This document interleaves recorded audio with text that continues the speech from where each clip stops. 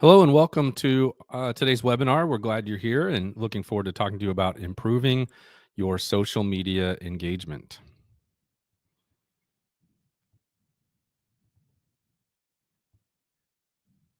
We'll get started in just a minute.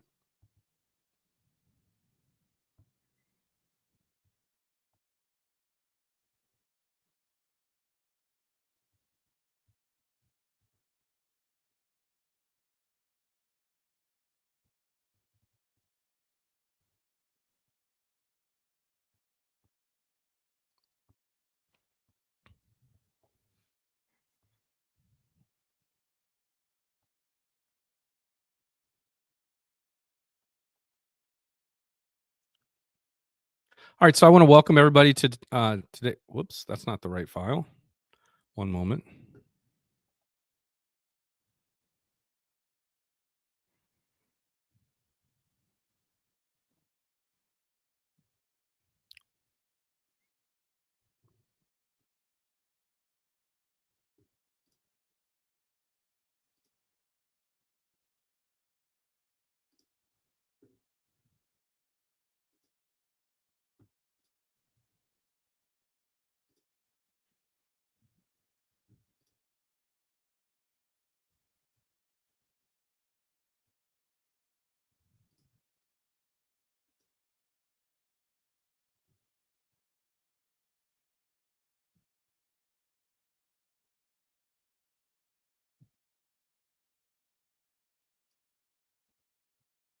All right, now we're ready to get started.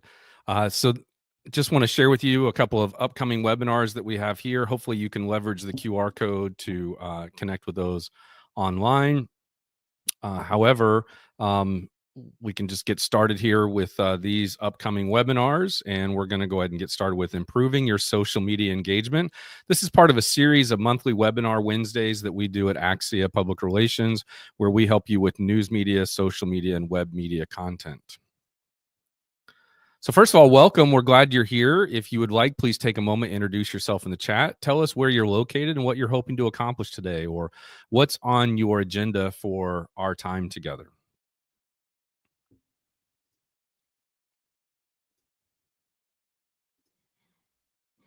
And while you're doing that, I just want to tell you that we're really here to help you get more money out of your public relations investment, whether you're investing in news media, social media, or web media content. We know that that's important to as a way to help you continue to do what you're doing and helping your company and invest more in those services, whether it's internal or external. And by the way, if you have any questions, you can ask them anytime throughout the presentation. Some of you have submitted questions in advance, which we really appreciate. That gives us an opportunity to prepare for those. But if you have any questions along the way, just feel free to ask.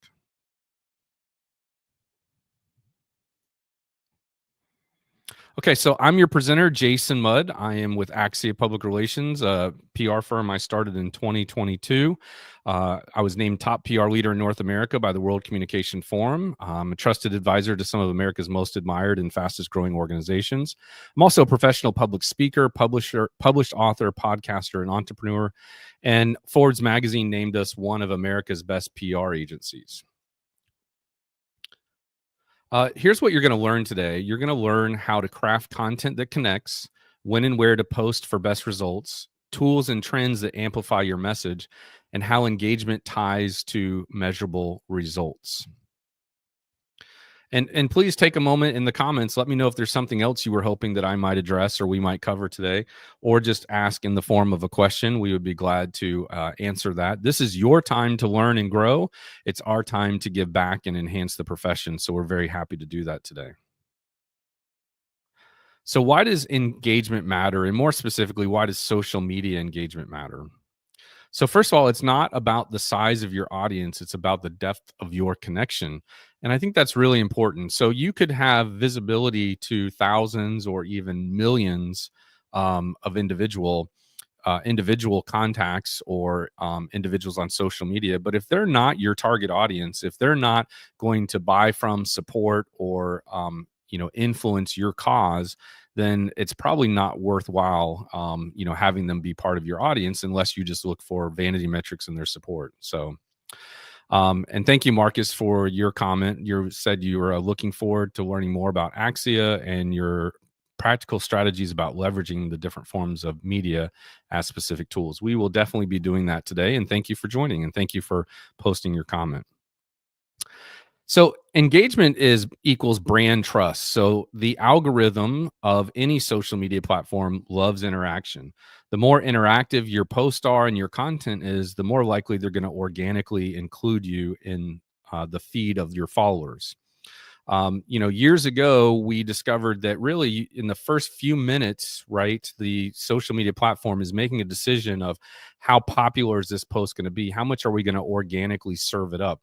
And the numbers we saw were between 1 and 3% of your organic audience will see your post organically or naturally at first. And then based on how well it performs in the marketplace of your followers, will determine how many other people begin to see it organically. And so that's why viral posts or popular posts are often seen first in our feed, whereas others aren't seen at all, or seen much later, because social media is a two-way conversation.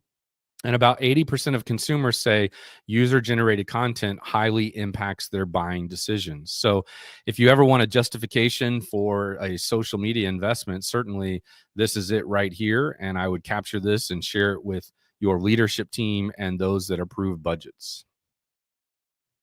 So, people engage when they feel something, when they feel or sense an emotional connection.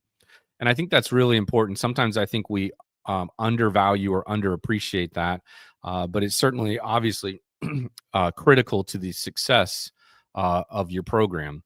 And so emotions fuel actions. And sometimes I see, especially with large corporate organizations, I see where they don't put emotion into their communications, their corporate comms, or even their social media.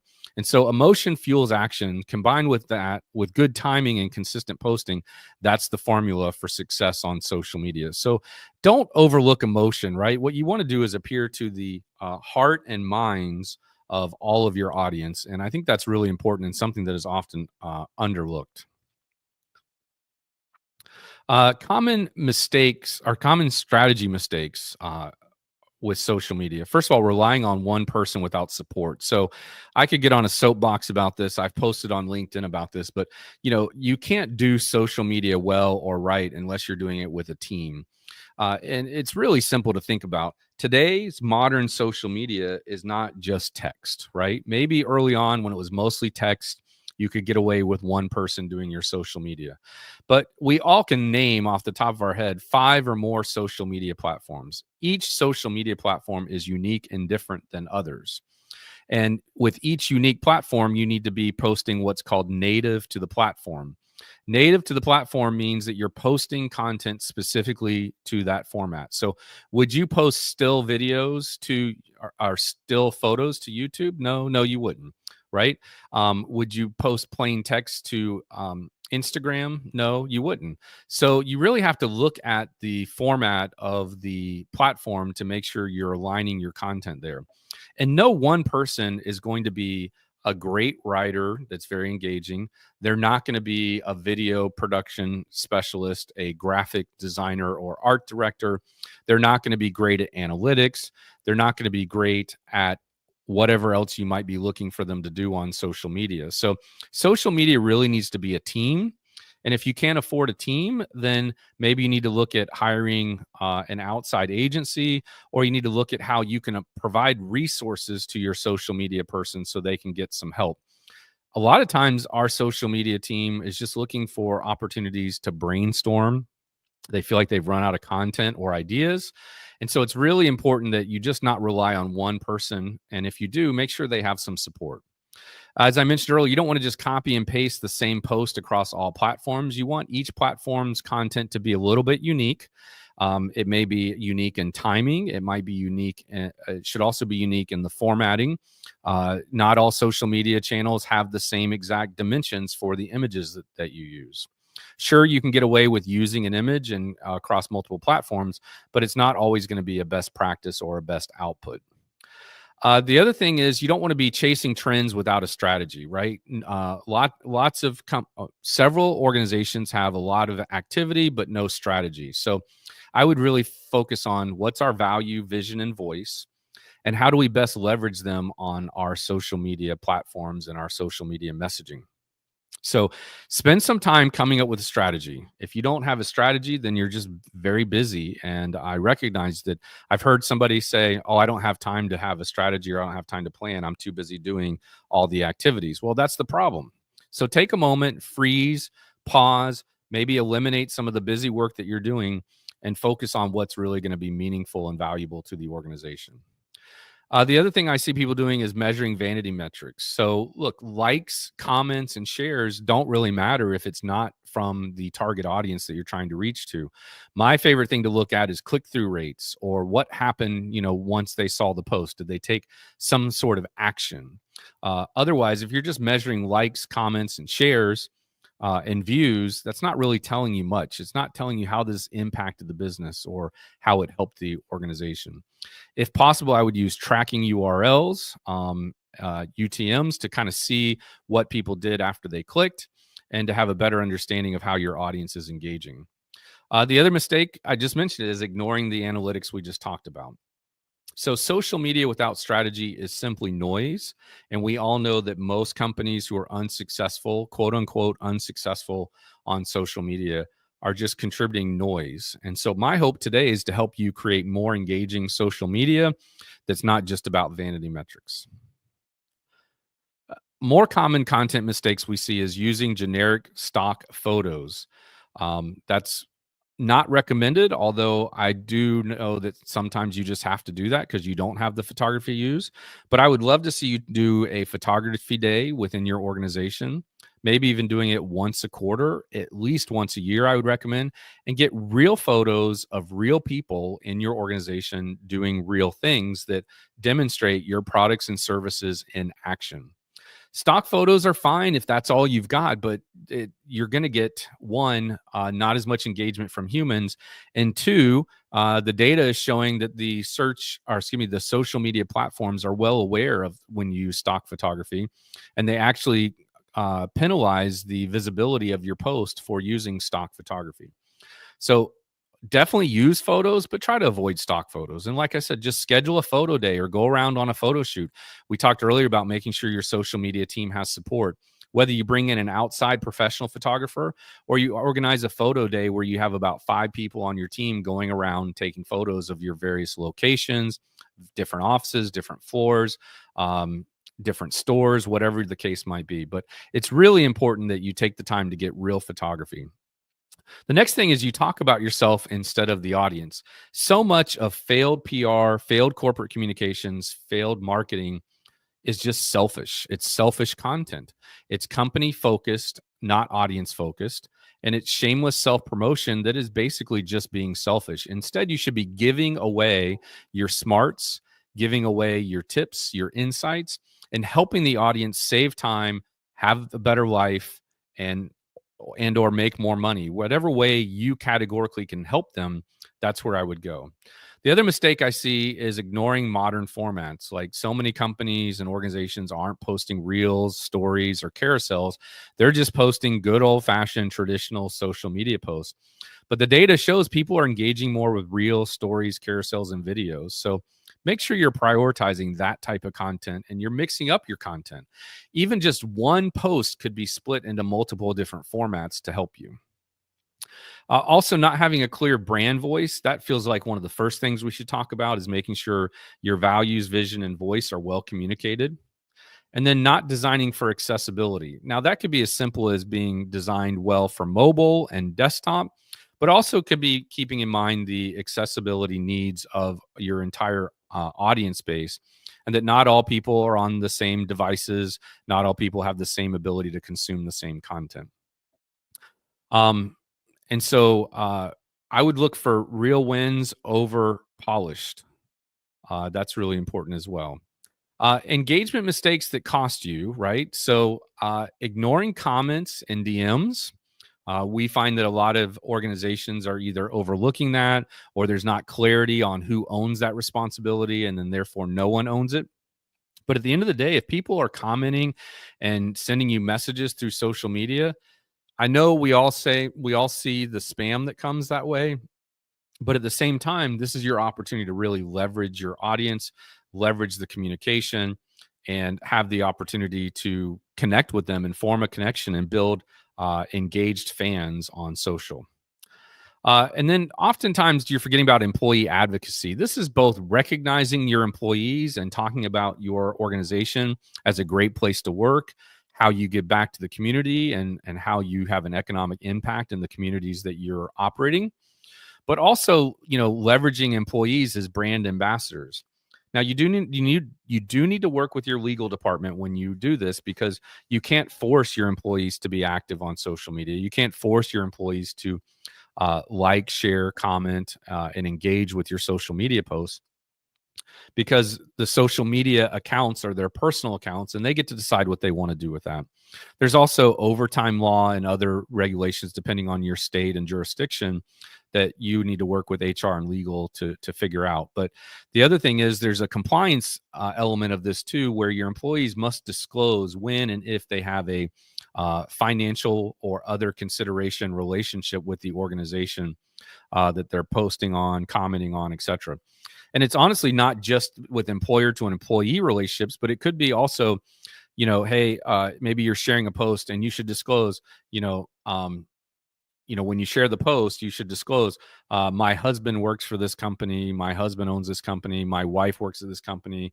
My wife was the founder of this company, whatever it is you might say, or, my cousin owns the company. Or in my case, I might say, I'm sharing my client's post because I believe it will be helpful to you, or something like that. But there just needs to be an element of disclosure that you've got candidly a conflict of interest or some sort of relationship that is, and there's an exchange of consideration. So, for example, if you happen to be an influencer and you go to a gym and they offered you a free personal training session, and you go like this and take a picture of yourself on the equipment with your trainer, you have to disclose that, I want to just say, I want to give a shout out to at Acme, functional fitness, for giving me a free workout and a free training session. I had a great experience. And then you show your photo or whatever, but the disclosure is so important. The next step is not using user generated content. So if you've got users leaving reviews, users posting about, their experience with you and things like that. That's right, Marcus. You definitely want to have integrity in all that you're doing.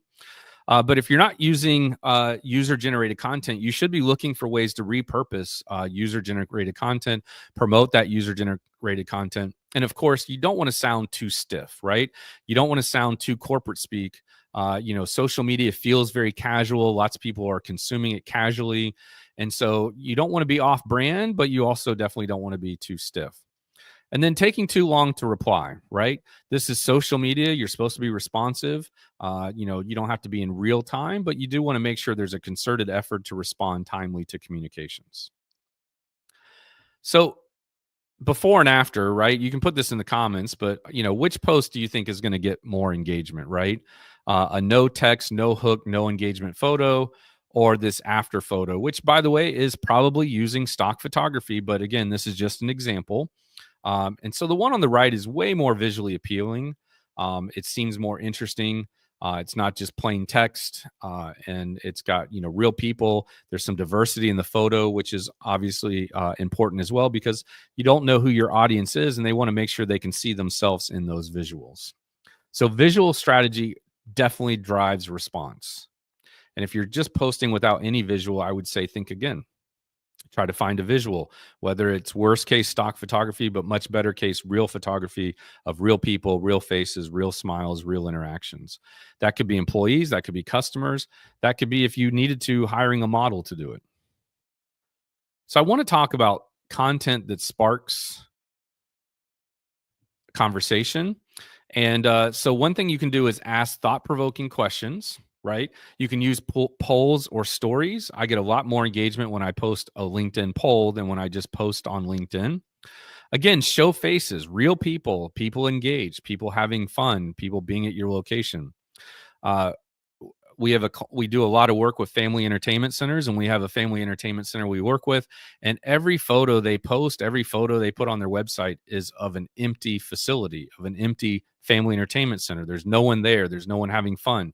And to me, that's a big whiff, right? You want to show real people engaged in your product or service or your location having a good experience. What's the cliche? A picture, a photo is worth 1,000 words. An empty photo is really worthless in many cases, unless you are an architecture or interior design firm and you're trying to show off those elements. But I would argue even then, having real people in your facility and in your space would be a better way to show off your portfolio. We already talked about resharing user-generated content and customer comments. You want to respond consistently. Basically, you want to create conversation, not just content, because people engage with people, not brands. This is one of the biggest mistakes I see in marketing. Honestly, people are just posting corporate content about the company, and instead they should be focused on making their core audience the subject of all their posts. Here's a pro tip. So try this instead. So instead of posting a tip, post a question. I'm going to just also say that posting a tip is probably better than what most people are doing too. So maybe posting a tip is a good place to get started, but I might post a question as well, or give a tip and then post a question about the tip. Like, is this something you would find helpful? Have you ever tried this before? Instead of posting about a company win, share the journey behind the win, share the people that were involved in the win behind the scenes. Give them an opportunity to tell their story, profile or feature them. People love seeing other people in social media posts. Instead of promoting a product, highlight a customer success story. How have your customers used your products in unique ways? How have they benefited, or what would, how did they create an ROI from their investment in your product? Personally, for example, I just discovered a product that I bought for $8 on Amazon in 2018 is starting to fall apart. And I went to go see if I could order it again on Amazon. And that's when I saw I bought it in 2018. I've used this product every day since at least 2021, if not since I originally bought it in 2018. And for $8, I got my money's worth, no doubt about it, right? Wouldn't that be a great story to tell? So if I had the gumption to contact that company and say, hey, this product I bought for $8 in 2018 doesn't work anymore, can I, get a warranty? Can I get a replacement or whatever? Number one, I might say to that customer, instead of saying, are you kidding me? It was $8 and it was like 8 years ago, bro. Instead, I might say, you know what? Absolutely. Can we use you as a testimonial? What was it? Marcus asked. It was a leash for my dog. So it's disconnected from the handle as of last week. And this morning I finally remembered, oh yeah, I need to go and try to get a replacement for it because I really like this particular dog leash. Let's see. And then I had another story in mind, but I forgot what it was now. But yeah, just ultimately highlighting a customer success story. So turn a lemon into lemonade is what I'm suggesting that you do here. And then talking about sharing a finished project, right? So instead of posting about sharing a finished project, show the work in progress and the lesson learned. Maybe you can record a fast motion video of your organization building the house, building the product, the process the product goes through.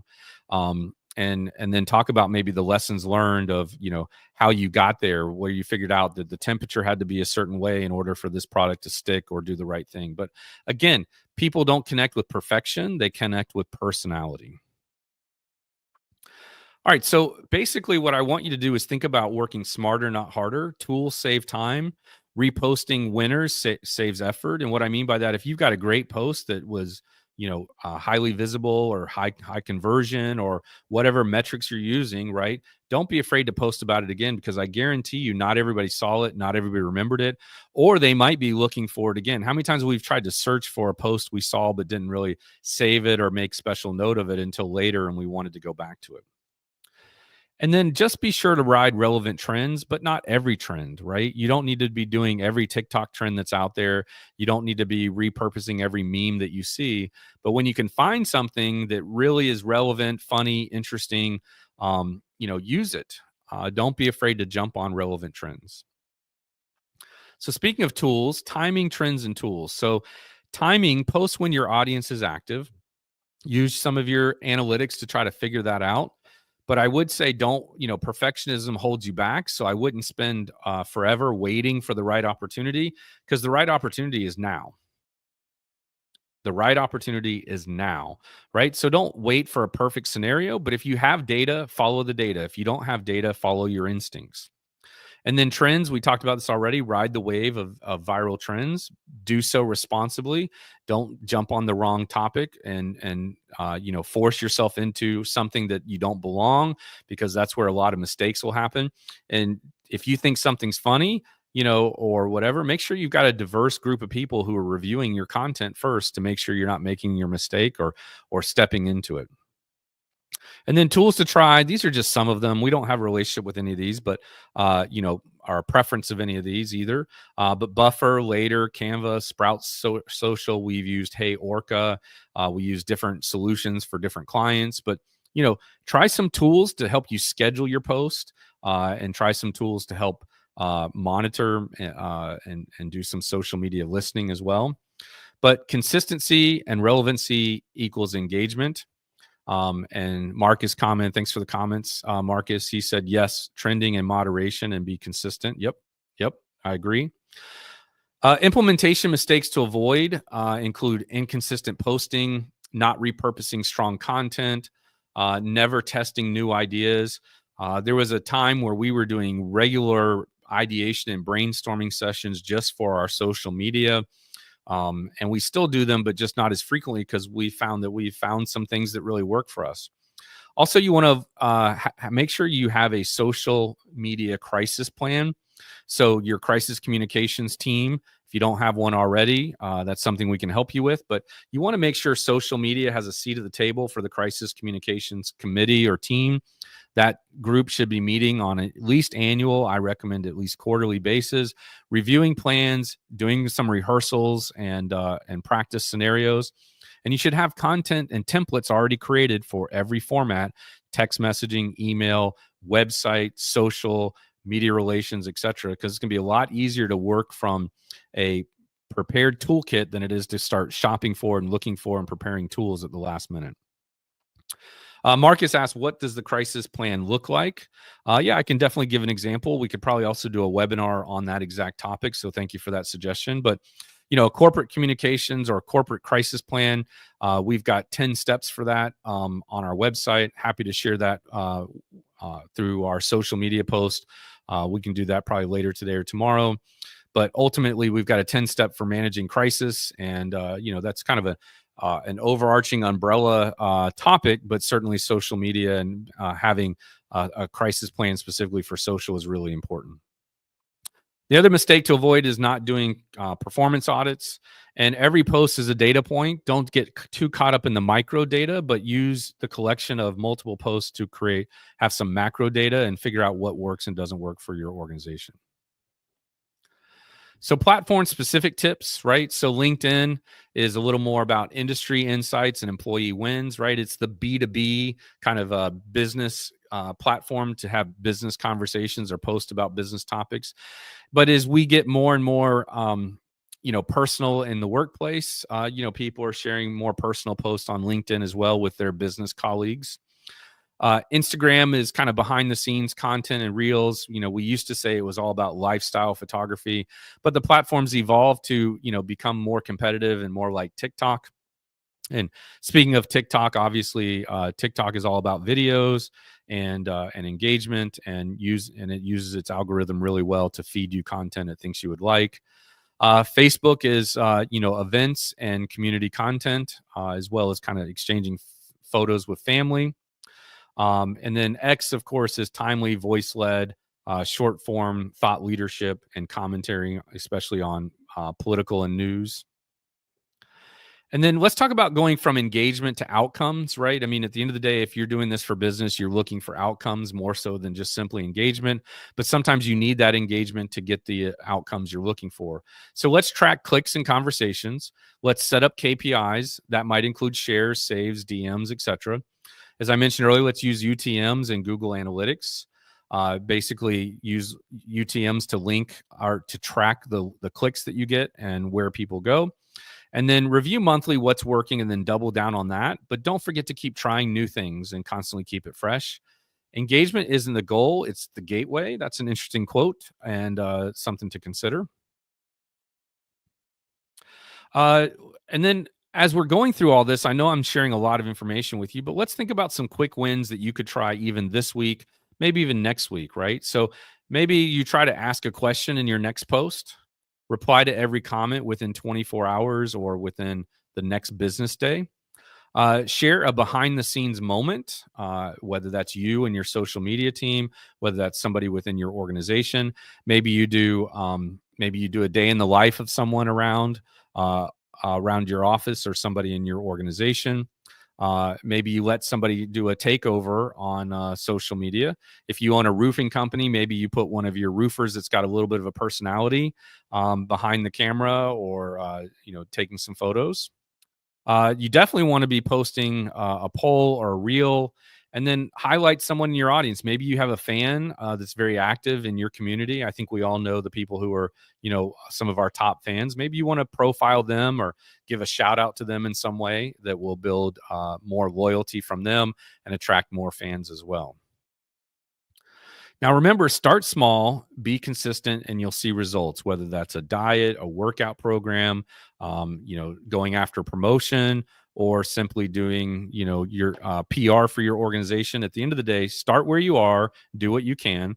And over time, the consistency is what will pay off. So tell me, what's the one thing you'll try today?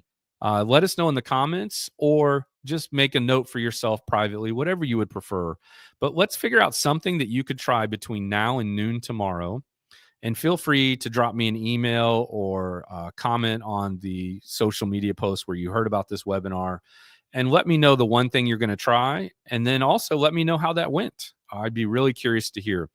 Now, if you've got, if we're checking boxes here and you're doing all of these things already, good for you. That's fantastic. But I bet there's one thing here that you're not doing yet that you could start doing, or maybe one thing here you could spend more time on. We're big believers at Axia. Our fifth core value is improvement. We talk always about getting 1% better every day. So if you're doing everything here, what's something you could do a little bit different or better to get 1% better? All right, so next steps. Let's audit your current content. Let's take a look at what you're doing today. Does it align with your values, vision, and voice of the organization? If not, how can you pivot and improve? Identify 3 engagement tactics to try this week. We talked about some of those just a minute ago. Commit to regular posting and engagement rhythm. You can't just post whenever you feel like it. You really have to have a plan, a content calendar that you've worked out well ahead of time. Our rule of thumb is that 80% of your posts should be calendared and scheduled in advance, allowing you the freedom and autonomy to figure out what other 20% of content is happening in real time around your organization, or give you an opportunity to jump on a trend. And the one excuse I never want to hear is, well, I can't post about that today because we already have a post scheduled for today. Well, you either need to move that post to another day, or you need to forgive yourself and give yourself permission to be able to post more than once a day, especially when the opportunity strikes, because an opportunity does not always strike at the exact time or the perfect time. And sometimes you're just struggling to figure out what to post about next. And then lastly, as I mentioned earlier, I want you to track what works and double down on it. That eliminates guesses. Certainly take guesses, take risks, try new things. But when you know something works, don't ignore it. Figure out what made it work and try to replicate it. All right, so we have a 14-step process for social media, and I don't mind sharing it with you guys. I have no issue with that. I think it's important that we are here to be helpful. We're here to advance the profession and have you be more successful in your own social media. So feel free to screenshot this if you would like. But basically, we start with objectives and we do some research. We identify our concepts and our messaging. We draft our content calendar. We typically are doing a full month at least two weeks, if not a month in advance, allowing us to be improvise and do impromptu posts based on breaking news or something we weren't expecting to have happen, or a trend we want to jump on. Unique feature of our PR firm is we employ copy editors. Most PR firms do not do that. Most companies don't have a professional grammarian who's been trained and knows grammar inside out. Some people have people who are pretty good at proofreading, but proofreading and copy editing aren't the same thing. I would definitely recommend highly you do have a peer review that occurs after you draft and before the copy editing to make sure nothing is offensive to different audiences and groups, to make sure the humor translates, to make sure it's on message. That would be a peer review. And then the next step is to go into a grammar review with a copy editor. Marcus, yeah, thanks for screenshotting that. And then 7, of course, is that visual I talked about before. Try not to always use a visual. If you can, don't use a stock image. But if you need to do that, just do it. It's better than nothing. Go ahead and schedule your post ahead of time so you're not worried about what's going to post today and scrambling to put in a post each day. Already kind of have that figured out and planned so you can breathe a little bit and be working on the next month's content. And then let that scheduled post publish. And then we'll look for opportunities to engage with it and engage with your audience. Monitor and do social listening, and then promote as needed. And then obviously measure and report back to your senior leadership and other people, other stakeholders. I recommend reporting up on social media on a weekly basis of here's what we worked on this week, here's what we're doing next week, here are the things I need support from my management or other departments to be successful. The second thing I would do is report your progress towards your KPIs on a monthly basis. Then on a quarterly basis, I would report those KPIs up to your leadership team or your manager. And then I would also create an executive summary for the shareholders and board members and C-suite of your organization. You probably would provide that to your C-suite, and then they would elevate it to shareholders and investors and board members as needed. But I think they would really appreciate having more frequent reporting of what's going on in social media. One, that'll help you demonstrate the value you're bringing to the organization. And two, when you go to them and ask for more funding, a budget, and investment in social media for the new fiscal year or calendar year, they'll be much more warm to it, knowing that the good things are happening and seeing the activity that's occurring. You know, people don't like to guess, and if they have to guess, they usually guess the worst. All right, so our next webinar is going to be on July 9th. We're going to talk about search engine optimization. There's a lot of chatter right now about AI and how it's disrupting search optimization. But what we're finding is, you know, search optimization is becoming more and more the cousin of what's now being called answer engine optimization. And there's probably 2 or 3 other terms that people are using frequently about it. But certainly I'm finding that our hard work of search engine optimization for the past 20 years, I started doing search optimization in 1998 and started doing it for our company, our agency, when we first got started. And that's been paying dividends for us for many years. And we were one of the first PR firms to show up on answer engines because of our hard work and effort and our visibility, credibility, and endorsements and accolades we've received that have really helped us with our answer engine optimization. So I have a colleague who owns a PR firm, and she sent me a couple of text messages saying every time I do a search about PR, it's citing your company as an expert and a thought leader on the different topics that I'm using the generative AI tools for. So I say all that to say that search optimization is not dead, despite the headlines you might be seeing. It's just evolving into a different platform and more opportunity to fully leverage search optimization. In fact, our clients are seeing some of their best results yet from search engine optimization this calendar year. And I think it really is because of the proliferation of generative AI platforms. So let's talk. What are your questions and answers? Please put them in the chat if you have some. We've received some ahead of time, which we really appreciate. Some of them we were not able to incorporate yet into the presentation. But I do have notes over here to the side for the questions that were asked, you know, basically in the last 24 hours. So how do I avoid sounding salesy while still promoting my brand? I would say we talked a lot about that indirectly during this conversation. So make it about your audience, show how you're helpful, give away helpful content, give away helpful tips, ask questions and engage your audience. And try to connect with them on an emotional level, like I talked about earlier. It's so important that you tell them, like, I know it can be frustrating when you, you need a nail and you can't find one, or you need you need somewhere to take your family out for entertainment that is affordable, but you don't want to take them to the wrong place on a Friday night or something like that. So use empathy, lead with empathy, and look for opportunities to build a strong brand and reputation, and ultimately a relationship um, with them. That's how you come across from being salesy. People don't like to be sold, but they do like to buy, and they do like it when they have a helpful expert giving them advice and guiding them, who's not pushy and not trying to be shamelessly self-promoting, or, as I mentioned earlier, selfish. So, how often should I post on each platform? This is a common question that we get. There's really no secret formula, but Hootsuite said, this baseline here. But I would argue you should aim for consistency, not frequency, and of course, always focus on quality over quantity. I think a lot of companies and organizations make a big mistake of, we must post every day, we must post X number of times a week, and things like that, and they're really kind of missing out on the opportunity to focus on quality, because that's ultimately what you want.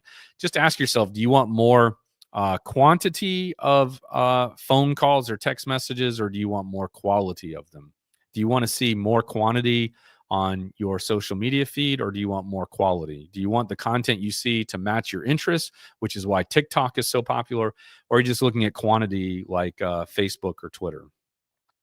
So here's what Hootsuite recommends. You can read it for yourself, but ultimately, saying LinkedIn 2 to 3 times per week, um, and then Instagram obviously 3 to 5 times per week, Facebook 3 to 4, Twitter daily if you can, and I've seen people use it really well hourly.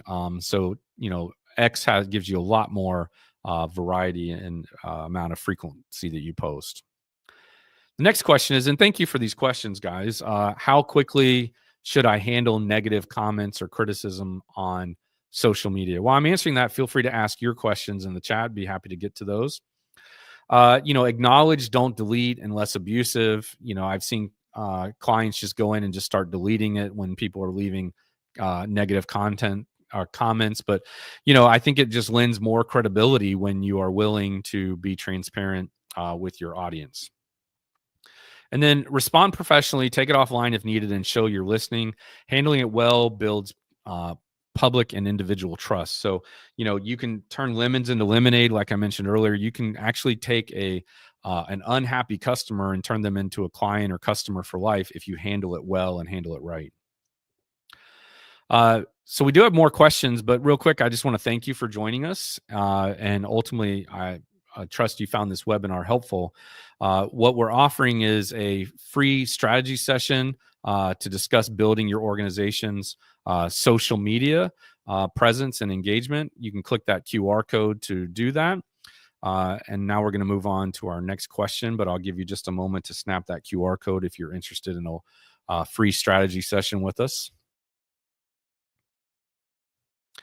All right, so let's talk more questions and answers. And while I'm waiting on anybody to post more questions, and we'll get to questions we've got that we received in the last 24 hours. But again, here's our upcoming webinars.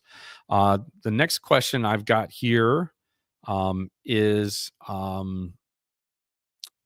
what types of posts tend to get the most engagement right now? I would say people respond to authentic, behind the scenes content, helpful tips, polls, and storytelling. And I think I can't underemphasize storytelling, or I can't you've got to emphasize storytelling. You want posts that invite a conversation, like questions or maybe hot takes. Typically, those outperform plain announcements or company posts. My one thing about hot takes, if you're going to call it a hot take, it should be a hot take. Not everything's going to be a hot take. I see a lot of organizations messing that up, or individuals saying, I got a hot take on something. And to me, it's kind of more of a stale take or something that everybody already knows. Um, Got another question here is what's a good mix between promotional and non-promotional content? I mentioned we follow the 80-20 rule about the scheduling of posts. So we schedule 80% of our posts.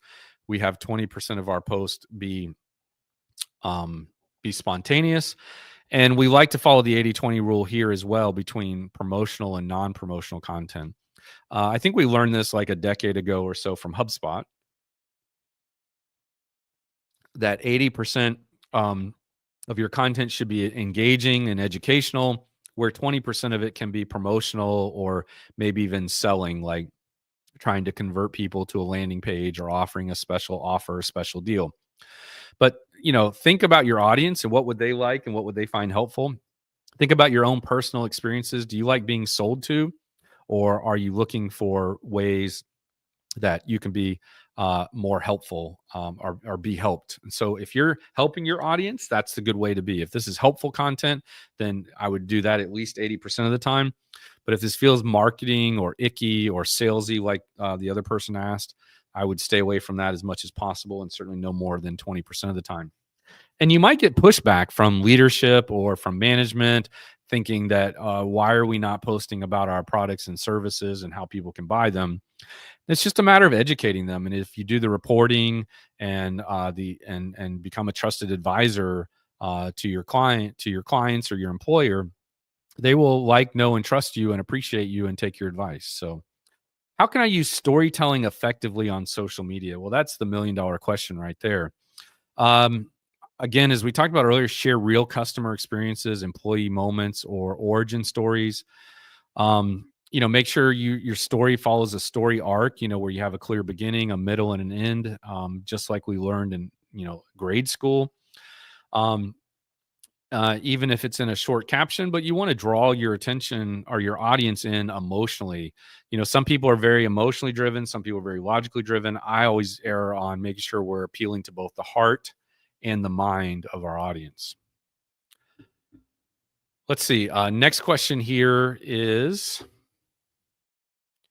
how do I make my audience feel part of a community, not just a follower? So that's a great question. Hard to do when you don't have a community. But once you start building a community, use their names when responding.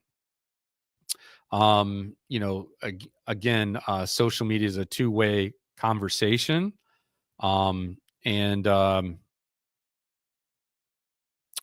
Let's see. Oh, and you want to maybe repost their content or that user generated content. You want to ask for their opinions. You want to thank them for, sharing. You want to have some fun with them and be encouraging to them. You want to get, maybe give them a behind the scenes look. Community starts with inclusion. And so, thinking of ways that you can include more people from your audience and make them feel welcome and special is probably a really good way to go about doing that.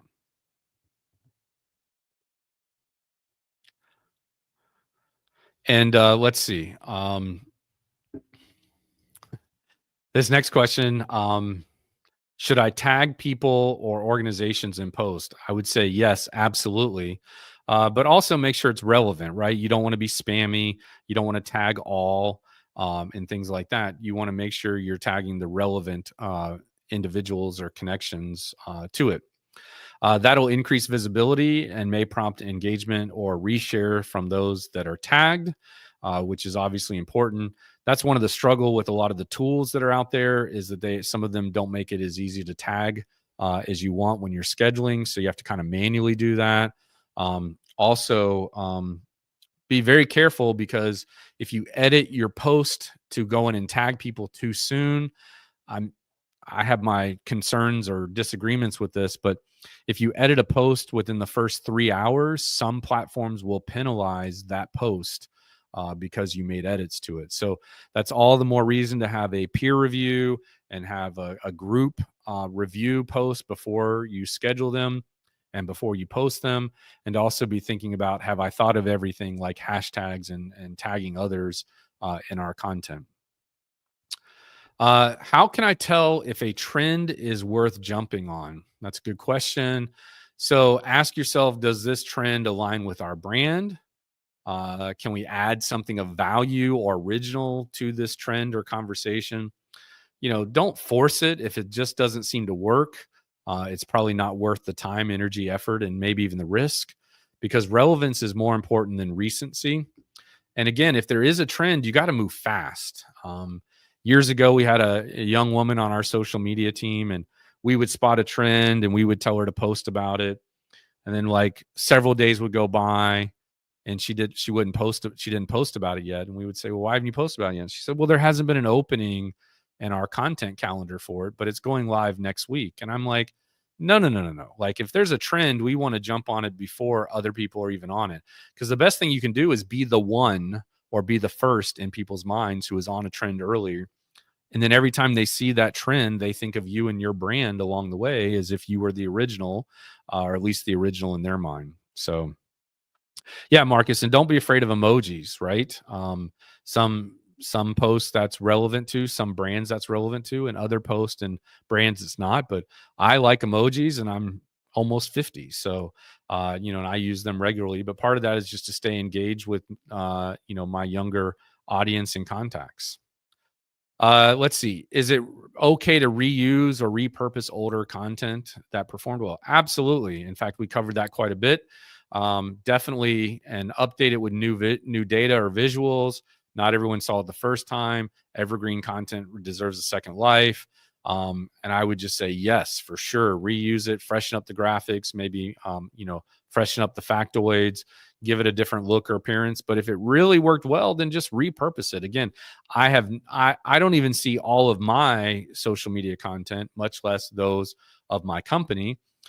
So if you aren't consuming 100% of your content, and you work for the company, or you're an investor in the company, you own the company, or it's your client, right? Then you can guarantee the rest of the world hasn't been a student of it either.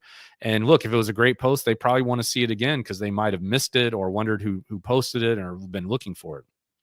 I think we've all done that before, tried to find a post that we liked somewhere else.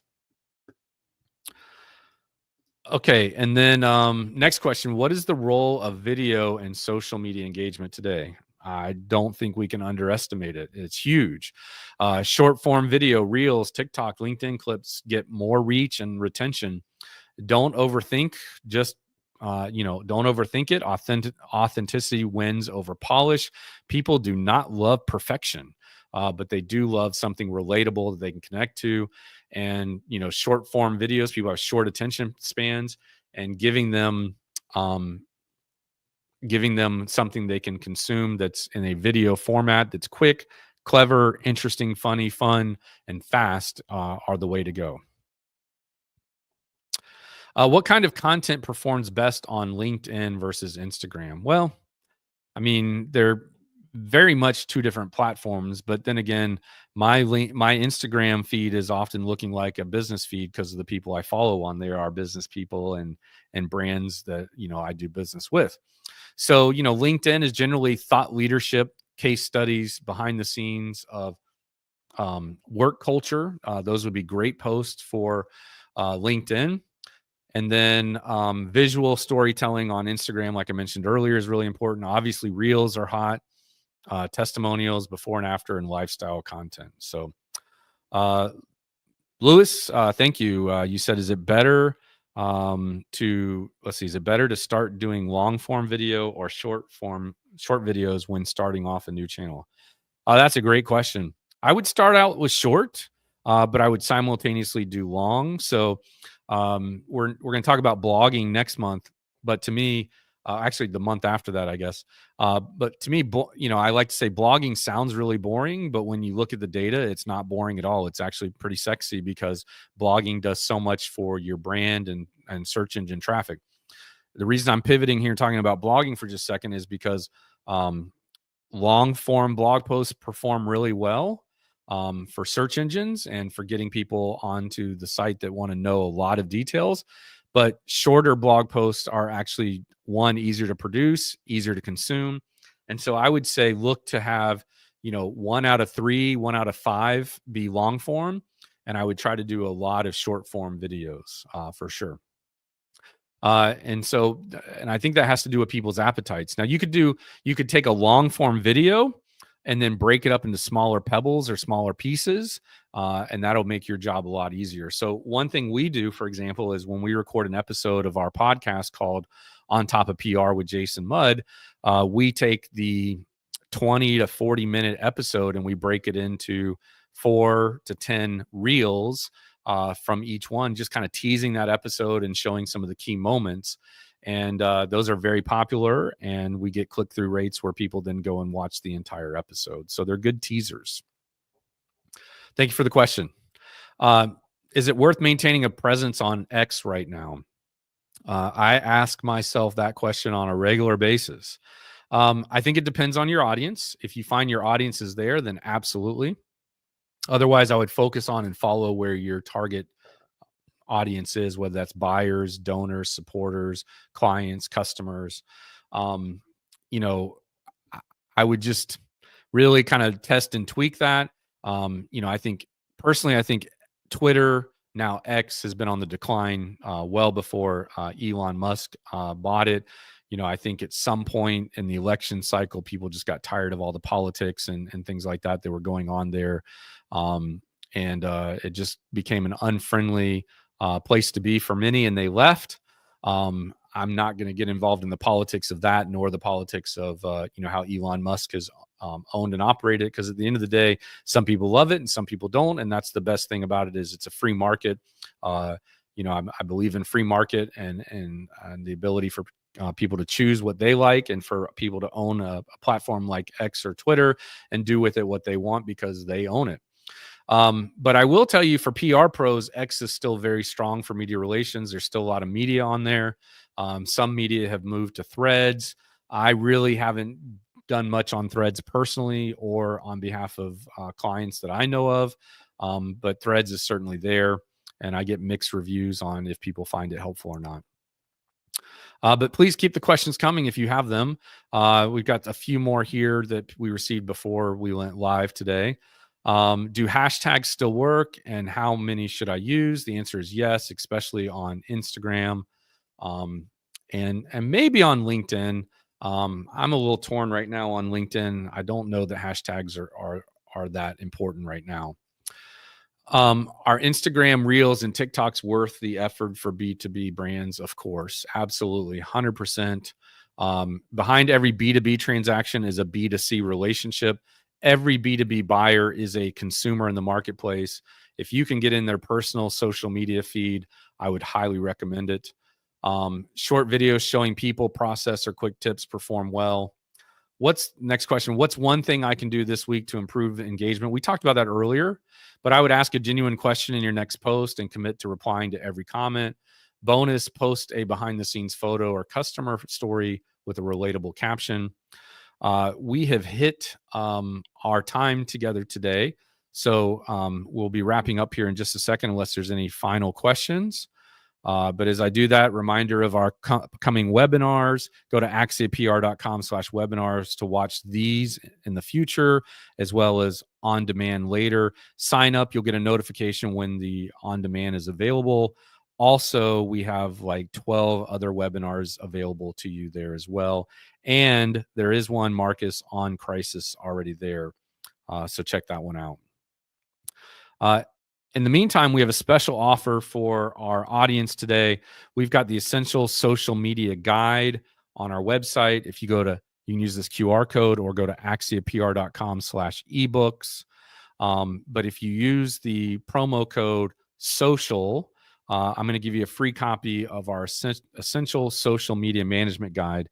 It's also available on Amazon, but I'd like to give it to you for free here today for your participation in our webinar. So check that out, axiapr.com/ebooks. That promo code won't runs out supplies while supplies last, kind of thing. And then look, we did this episode that was really popular on our podcast called On Top of PR. Our podcast called On Top of PR with Jason Mudd. But I did 20 reasons why your social media sucks and how to fix it. And honestly, I was tempted just to go through those 20 things for this webinar today. I think that would have been super helpful to you. But we've already got it available on our podcast, and our podcast does produce as a video and audio version. So check it out on YouTube or your favorite podcasting platform. You can also just use this QR code here, go right to it and watch it on your desktop computer. But the feedback on this has been one of our most popular episodes ever. It just aired earlier this year. I'm really proud of it, and I think a lot of people like it. If you're thinking about, working with a PR firm to improve your social media or something else, here's kind of our 3 buckets of services that we offer. Categorizes news media, social media, and web media content. Be happy to talk to you and help you with this. We also offered you earlier a free kind of strategy session with our team. And due to vacations, those are booking up quickly because we'll have some vacations coming up later this month. So if you're interested, and sign up now. Otherwise, maybe you can catch us after a little break that we're taking. With that, we've received, I think, 20 something questions. We're so grateful for the engagement. Thank you for the opportunity to connect today. If there's ever anything I can do to be helpful to you, please let me know. Otherwise, thank you for participating. And if you found this webinar valuable, please take a moment to share it on social media and tag a friend or colleague you think would benefit from it. You can do that at axiapr.com/webinars. Thank you so much. Be well, and I hope something great happens to you today.